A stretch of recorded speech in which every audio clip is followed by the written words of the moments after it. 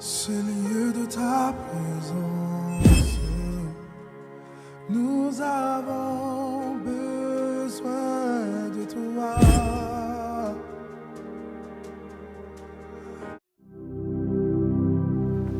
Ce matin, je voulais vous parler d'un message. Vous savez, on a l'habitude de venir à l'église pour entendre Dieu, pour se rapprocher de Dieu, connaître Dieu davantage. Et ce matin, je voulais qu'on puisse s'examiner nous-mêmes. Amen. Qu'on puisse regarder en nous-mêmes. Parce que vous savez, l'être humain, c'est vrai, on a l'habitude de regarder les autres. C'est vrai, on a l'habitude de regarder les autres et de juger les autres. Et très souvent, on voit toujours les défauts chez les autres, mais chez nous, on ne voit aucun défaut. Amen. Et ce matin, je voulais vous parler du caractère chrétien. Le caractère chrétien. Parce qu'il y a beaucoup de chrétiens qui se disent chrétiens, mais qui n'ont pas le caractère chrétien. Amen. Parce qu'il ne faut pas simplement être chrétien, mais il faut aussi avoir le caractère chrétien. Amen. Amen. Et vous savez, il y a beaucoup d'entre nous, sans le savoir, par notre attitude, notre façon d'être, en fait, on éloigne des âmes, en fait. Au lieu de gagner des âmes à Jésus, mais sans le savoir, on éloigne des âmes à Jésus. Parce que les gens savent que nous sommes chrétiens. Amen. Amen. Donc du coup, nous sommes observés, puisque nous sommes chrétiens. Chrétien veut dire que nous suivons Jésus. Nous sommes comme Christ. Nous faisons ce que Christ a fait. Et très souvent, sans le savoir, les gens nous observent, et à cause de nous, au lieu de gagner des âmes, on repousse des âmes vers Jésus. Et ça, c'est dramatique, il faut le savoir, ça. Parce qu'à un moment donné, Dieu va nous le reprocher. Il va nous dire, oui, mais qu'est-ce que tu as fait pour nous? As-tu gagné des âmes ou as-tu fait perdre des âmes? Et notre caractère, notre comportement doit être comme celui du Christ. Amen. Donc il ne suffit pas seulement de dire que je suis chrétien, je viens à l'église. C'est bien, tu as la foi, c'est bien. Mais tu dois avoir le caractère qui va avec. Amen. Il y a beaucoup de gens qui sont timides. Donc ils n'ont pas ce zèle-là pour parler comme je fais devant vous, ou ce zèle pour évangéliser. Parce qu'ils ont un cœur timide. Mais simplement, avec le comportement qu'ils ont, le caractère, ils n'ont même pas besoin de parler. Sans le savoir, en fait, ils changent les gens. Sans le savoir, ils vont poser des questions aux gens. Pourquoi il est si calme? Pourquoi il est si généreux? Pourquoi il est toujours dans la joie? Et les gens, en cherchant cela, vont se rapprocher de Dieu. Sans le savoir. Amen. Donc, sans le savoir, on a toujours l'impression qu'on doit parler pour faire venir aux gens. Mais en fait, c'est notre comportement qui doit être comme Dieu. Amen. Amen. Donc, il faut le savoir. Et nous allons prendre nos Bibles, nous allons aller dans Jérémie 18. Jérémie 18, versets 3 à 10. Jérémie 18, versets 3 à 10. Je descendis dans la maison du potier, et voici, il travaillait sur un tour. Le vase qu'il pesait ne résistait pas. Comme il arrivait à l'argile dans la main du potier, il en refit un autre vase, tel qu'il trouva bon de le faire. Et la parole de l'Éternel me fut adressée en ces mots. Ne puis-je pas agir envers vous comme ce potier, maison d'Israël, dit l'Éternel? Voici comme l'argile est dans la main du potier, ainsi vous êtes dans ma main, maison d'Israël. Soudain je parle sur une nation, sur un royaume, d'arracher, d'abattre et de détruire. Mais si cette nation sur laquelle j'ai parlé revint de sa méchanceté, je me réponds du mal que j'avais pensé lui faire. Et soudain je parle sur une nation, sur un royaume de bâtir et de planter. Mais si cette nation fait ce qui est mal à mes yeux et n'écoute pas ma voix, je me réponds du bien que j'avais eu l'intention de lui faire. Amen. En fait, pourquoi j'ai choisi ce verset? Ce verset parle du potier et de l'argile. Amen. Et vous savez, je ne vous apprends pas que le potier, c'est Dieu. Dieu est le potier. L'argile, c'est nous. Amen. Et ce qui est bien dans cette image, dans ce verset, dans ce que Dieu veut nous faire comprendre, c'est qu'en fait, il a choisi le potier, il a choisi l'argile.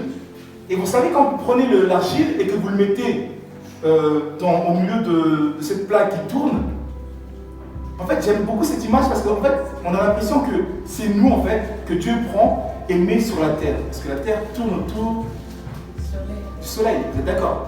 Donc en fait, cette image est super. Dieu n'a pas pris cette image-là pour rien. Il a pris l'image de l'argile et qu'on met sur une tourne tournante et l'argile tourne. Et Dieu, en fait, de ses mains, façonne le vase. Vous suivez? Et bon, tu peux mettre une image, s'il te plaît? Donc, Dieu, c'est les mains, c'est le potier. L'argile, c'est nous. Et au départ, nous sommes une boule. Nous sommes une boule, on va dire, sans réel caractère, en fait. Et Dieu va prendre cette argile et va le mettre sur le potier. Je peux montrer notre image? Dieu va prendre cette argile que nous sommes et va le mettre sur ce plateau tournant. Dieu va te prendre et va te mettre dans ce monde. Et dans ce monde, Dieu qui est le potier va essayer de te façonner à son image, afin que tu puisses être un beau vase. Vous voyez ce que je veux dire? Afin que vous puissiez refléter en fait ce que Dieu est. Amen. Refléter ce que Dieu est. Mais le verset 4 nous dit que, reste dessus sur l'image, le verset 4 nous dit la base qu'il faisait ne réussit pas. Comme il arrivait à l'argile dans la main du potier, il en refit un autre vase tel qu'il trouva bon de le faire. En fait, ce verset ne dit pas que le potier n'était pas bon. Il ne dit pas que Dieu n'est pas bon quand il te façonne. Ce verset dit que c'est l'argile en fait. L'argile n'était pas bon. En fait, Dieu, quand il veut te façonner, il veut façonner un caractère chrétien. En fait, sans le savoir, en fait, l'image d'avant, s'il te plaît, sans le savoir, en fait, tu es peut-être trop dur. Tu es trop dur, en fait. Il a du mal à te façonner. Parce qu'en fait, tout ce qu'il dit, toute la parole, tout ce que tu entends qui vient de lui, en fait, tu ne le reçois pas forcément. Et du coup, en fait, cette argile durcit et devient dure à manœuvrer. Vous le suivez? Amen. Est-ce que vous me suivez? Amen. Et c'est exactement ce que nous sommes.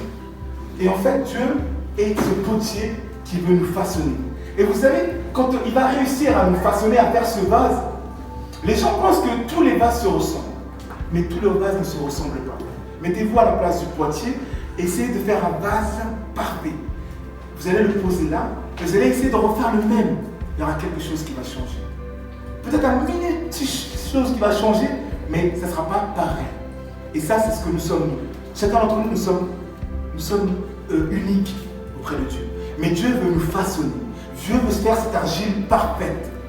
Mais la question est-ce que nous sommes cette argile dure à manœuvrer? Est-ce que nous sommes cette argile qui est remplie de paille, remplie de pierre, qui est délicat en fait à travailler? Ou est-ce que vous êtes cette argile qui est simple à manœuvrer? Amen. Le caractère chrétien. Et ce matin, j'aimerais vraiment qu'on puisse s'examiner soi-même. Arrêtons d'être ces chrétiens qui regardent toujours les défauts de l'autre. Ces chrétiens qui parlent toujours sur l'autre sans pour autant se remettre en question. Vous voyez? Et le caractère chrétien nous attire en fait à porter les fruits de l'esprit. Nous attire à être comme Dieu. Ne soyons pas de ces gens qui pointent du doigt, mais plutôt soyons de ces gens qui regardent à l'intérieur de soi en fait, qui s'examinent, qui regardent ses défauts, qui essaient de changer ses défauts. Vous voyez, moi par exemple, je suis quelqu'un, j'ai un défaut, c'est vrai. J'aime bien, par exemple, je vous donne un exemple, j'aime bien quand je suis en voiture, quand je reçois un message, je lis mon message. En voiture, je lis mon message, je peux même appeler au téléphone, j'appelle. Et à chaque fois, on me dit, mais ma femme surtout, elle me dit, Joe, c'est interdit de faire ça. C'est pas bien de faire ça. Tu peux faire un accident. Mais moi, en fait, dans mon esprit de rebelle, je suis sûr que quand j'ai mon téléphone et que je suis au volant, je suis attentif parce que je sais que je dois faire attention encore plus parce que je suis au téléphone. Donc pour moi, j'ai fait encore plus attention que quand je suis pas au téléphone. Vous voyez, j'ai ce cœur rebelle. Et ça, c'est ce que moi je pense. Et souvent, en fait, on est comme ça. On a la parole de Dieu, on a tout ce qui est la loi de Dieu, et en fait, on est tellement sûr de nous, on est rebelle en fait. On est rebelle à la parole de Dieu. Et on ne porte pas ce caractère chrétien. Et sans le savoir, quand on n'a pas le caractère chrétien, en fait, on manque de bénédiction. Dieu ne nous bénit pas comme il se doit. Et parfois, quand on voit que Dieu ne nous donne pas ce qu'on demande, qu'on n'a pas les bénédictions, on remet en question le potier. Parce qu'on se dit, mais c'est le potier qui travaille, qui me travaille. Normalement, je dois être parfait, je dois être ce vase parfait. Et on remet le potier en question. Mais ce n'est pas le potier le problème. Le problème, c'est l'argile. Le problème, c'est nous-mêmes. Ne soyons pas de ces gens rebelles. Ne soyons pas rebelles. Soyons à l'image de Dieu. Amen. Amen. Et souvent, en fait, quand on est rebelle, on manque de bénédiction.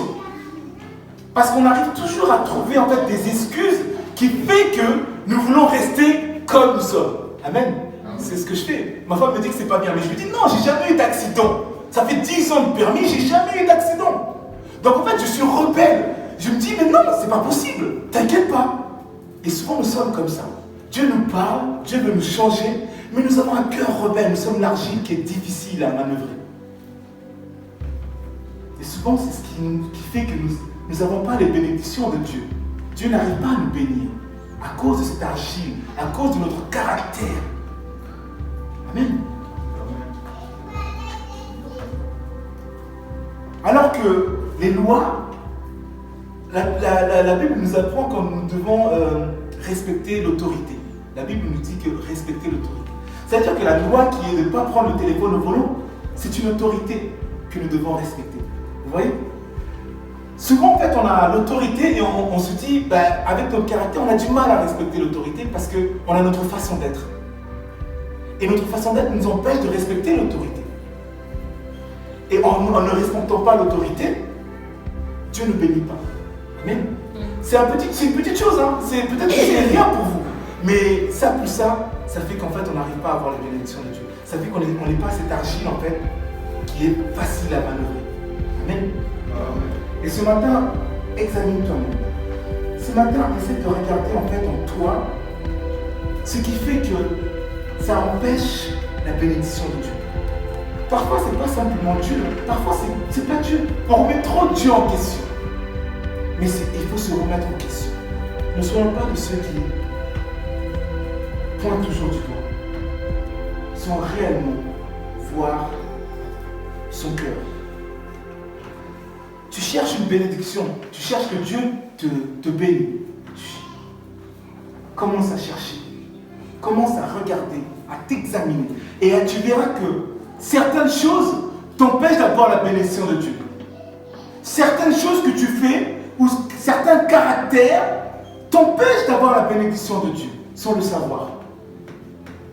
Et ce matin, vraiment, j'aimerais qu'on puisse avoir ce caractère chrétien. Amen. Je prie que ce n'est pas quelque chose de facile, mais avec le Saint-Esprit, c'est facile. Amen. Avec la présence du Saint-Esprit, c'est facile. Amen. C'est pas facile d'être au volant et la voiture qui est devant n'avance pas. C'est pas facile de rester calme et de se dire, c'est pas très grave, au bout d'un moment, elle va changer de direction. C'est plus facile de klaxonner et de dire, avance! Qu'est-ce que tu fais? C'est vrai, c'est pas facile. C'est pas facile de rester calme quand on cherche à nous énerver. C'est pas facile de ne pas s'énerver. C'est vrai, c'est pas facile. Mais avec la présence du Saint-Esprit, ça devient facile. Et c'est ce que je vous encourage à être ce matin. Ce matin, je vous encourage à être des gagneurs d'âme. Je vous encourage à avoir un caractère chrétien qui fait que sans parler, les gens vont se poser des questions. Sans parler, les gens vont voir Christ en vous, vont voir que vous n'êtes pas comme les autres. Sans parler, juste par rapport à votre caractère. Amen. Amen. Gloire à Jésus. Je vais partager avec vous un autre verset. Ce verset se trouve dans Jacques chapitre 2. Jacques chapitre 2, verset 14. Mes frères, que sert-il à quelqu'un de dire qu'il a la foi s'il n'a pas les œuvres? La foi peut-elle le sauver? Mes frères, si quelqu'un dit qu'il a la foi, s'il n'a pas les œuvres, est-ce qu'il peut dire qu'il est sauvé? Donc ce que je veux dire par là, c'est qu'une personne peut dire qu'il a la foi, mais ce n'est pas ce qui va simplement le sauver, c'est aussi ses œuvres. Donc on doit avoir la foi, c'est vrai, mais il faut aussi avoir les œuvres qui vont avec. Donc quand tu as la foi, tes œuvres en fait, quand tu as la foi, tes œuvres parlent d'eux-mêmes. Amen. Donc simplement les gens, en voyant tes œuvres, voient que tu as la foi en fait. Et souvent, en fait, on est chrétien, on se dit oui, je suis chrétien, j'ai la foi, et on oublie les œuvres.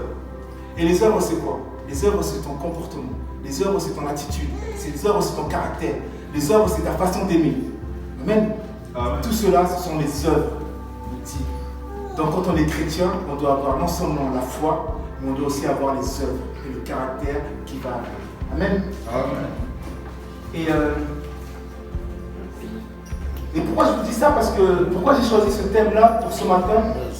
Parce que le thème du caractère chrétien, c'est un thème très important et qu'on a tendance à oublier en fait. On a vraiment tendance à oublier. Vous savez, on se focalise sur Dieu, mais on a du mal à se focaliser sur nous-mêmes. Or, même chrétien, on remet toujours la faute vers les autres et on a du mal à reconnaître ses propres fautes à un moment donné. Et ça, c'est vraiment quelque chose qui fait que les chrétiens tombent beaucoup. Parce que c'est toujours lui, il ne m'a pas donné ça, j'ai pas eu ça, pourquoi lui et pas moi? Vous voyez ce que je veux dire? Oh, le pasteur si, oh, le frère Joe si, oh ça. On voit les défauts des autres. Mais à aucun moment on examine son propre état, son propre esprit, son caractère. Pourquoi ces choses ne sont pas données? Pourquoi tel reproche? Nous on voit juste la reproche, mais on ne sait pas de comprendre pourquoi tel reproche. Amen. Et il y a beaucoup de chrétiens comme ça qui perdent la foi. Parce qu'à un moment donné, vous savez, Dieu est un Dieu de vérité. À un moment donné, il va nous dire la vérité. Mais la vérité peut aussi faire mal. Mais la Bible dit que la vérité affranchit. La vérité fait mal, mais la vérité te libère de l'état de péché ou l'état naturel que tu étais à un état spirituel, un état surnaturel. Mais pour ça, il faut passer par la vérité. Il faut accepter la vérité. Il faut accepter la personne que nous sommes pour guérir. Si tu n'acceptes pas la personne que tu es, tu ne guériras pas. Si tu rejettes toujours la faute chez les autres, tu ne seras pas béni. Il faut accepter la personne que tu es. Amen. Et c'est par là que tu verras que les choses vont se mettre en place et les choses vont changer. Arrêtons d'être ces chrétiens qui voient toujours la paille qui est chez les voisins. Regardons aussi la poutre qui est dans nos yeux. Regardons la poutre. Arrêtons d'être comme ça. Beaucoup de chrétiens quittent les églises à cause de ça. Beaucoup de chrétiens n'avancent pas à l'église à cause de ça. Parce qu'ils ne supportent pas la vérité, ils ne supportent pas les reproches, ils ne supportent pas la façon dont ils sont. C'est vrai, c'est la vérité. C'est la vérité. Et à cause de ça, on quitte l'église. Parce qu'on est rebelle, on se dit mais non. Pourquoi? Pourquoi ci? Pourquoi ça? Mais non, parce qu'on est rebelle. Et on quitte l'église. Et en étant rebelle, nous sommes plus cette argile qui est facile à manœuvrer, facile à être à l'image de Dieu. On devient cette argile qui est difficile. Et peu importe ce que Dieu fait, ben c'est compliqué. Dieu il a beau travailler l'argile. Vous voyez ce que je veux dire? Il a beau vous travailler, il a beau vous parler tous les jours. Si vous avez un cœur rebelle, rien ne fait.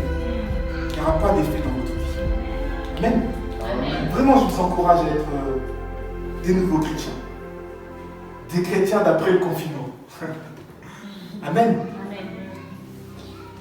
Gloire à Jésus. Voilà ma prière pour ce matin. Que nous puissions changer. Que notre attitude, notre caractère puisse aider les autres à changer. Que notre attitude, notre caractère n'éloigne pas les gens de Dieu, mais au contraire les emmène à Christ. Cela n'est pas facile. Parce que l'être humain est rempli, l'être humain est charnel. Mais avec l'Esprit de Dieu, nous pourrons. Cela n'est pas facile de répondre. Quand on met une claque sur la joue, c'est pas facile de tendre l'autre joue. C'est vrai, c'est vrai. C'est la vérité. On te tape, tu tends l'autre joue, on te tape encore. C'est pas facile. Mais avec l'Esprit de Dieu, vous allez réussir. Amen. Et quand on va vous mettre cette claque sur la joue, et qu'il va voir que vous allez tendre l'autre joue, vous savez ce que la personne va faire? Elle va s'arrêter là et elle va se poser des questions. Elle va se dire, mais pourquoi elle me retourne l'autre joue? Alors que si vous rendez le coup, qu'est-ce qu'elle va apprendre la personne? Elle va rien apprendre du tout. Elle va juste voir que vous êtes comme les autres. Vous n'avez pas ce caractère chrétien. Mais si tu tends l'autre joue, là tu lui poses une question. Tu lui montres que tu n'es pas comme lui. Rends le mal par le bien, même si c'est compliqué. Faites le bien. Quand on vous fait du mal, faites le bien. Parce qu'en faisant le bien, vous montrez que vous êtes enfant de Dieu. En faisant le bien, vous attirez cette personne en Christ. Amen. Pardonne à ceux qui t'ont offensé. Parce qu'en pardonnant à ceux qui t'ont offensé, ceux qui t'ont fait du mal, ceux qui t'ont méprisé, si tu les pardonnes, tu leur fais poser une vraie question. Tu leur remets en question. Et ces personnes-là vont dire non, tu es enfant de Dieu. Cet enfant-là, cette personne est remplie du Christ. Alors que si vous ne pardonnez pas, ces personnes, sans le savoir, murmurent derrière vous. Ils disent regarde, tu lui as fait du mal, il ne me pardonne pas. Après, il va à l'église, il dit qu'il est chrétien, et là, il n'arrive même pas à me pardonner. Il est là, il prie. Vous voyez ce que je veux dire? Et sans le savoir, il a amené cette personne vers Jésus. Vous la condamnez, sans le savoir. C'est pas facile. Mais avec Christ, c'est facile. Je vous encourage à expérimenter ça. Je vous encourage, dès cette semaine, dès lundi, à penser à un frère à qui vous a fait du mal. À penser à quelqu'un qui vous a fait du mal, dès lundi. Ou même en sortant de cette église, prendre le téléphone. Ou même envoyer un message, dire « Je te pardonne du mal que tu m'as fait. » Et vous allez voir le miracle qui va se passer après ça. Est-ce qu'on peut acclamer la parole?